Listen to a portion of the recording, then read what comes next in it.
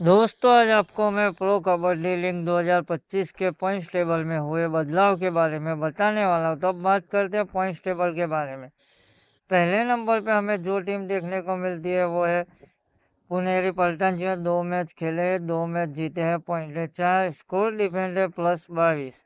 दूसरे नंबर पे हमें जो टीम देखने को मिलती है वो है यूपी योद्धा, जो 2 मैच खेले हैं, 2 मैच जीते हैं, पॉइंट है 4, स्कोर डिफेंड है +8। तीसरे नंबर पे हमें जो टीम देखने को मिलती है वो है यू मुंबा, जो 2 मैच खेले, 2 मैच जीते, पॉइंट है 4, स्कोर डिफेंड है +3। चौथे नंबर पे हमें जो टीम देखने को मिलती है वो है बांग्ला वॉरियर्स, जो 1 मैच खेला है, 1 मैच जीता है, पॉइंट है 2, स्कोर डिफेंड है +10। पांचवें नंबर पे हमें जो टीम देखने को मिलती है वो है तमिल थलेवा, जो 2 मैच खेले, 1 मैच जीता है, 1 मैच हारे, पॉइंट है 2, स्कोर डिफेंड है +0।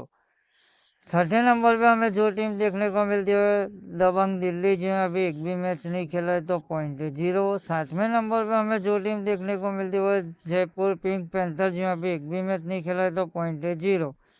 आठवें नंबर पे हमें जो टीम देखने को मिलती है वो है बेंगलुरु, जो 1 मैच खेला है, 1 मैच हारे, पॉइंट है 0, स्कोर डिफेंड है -0।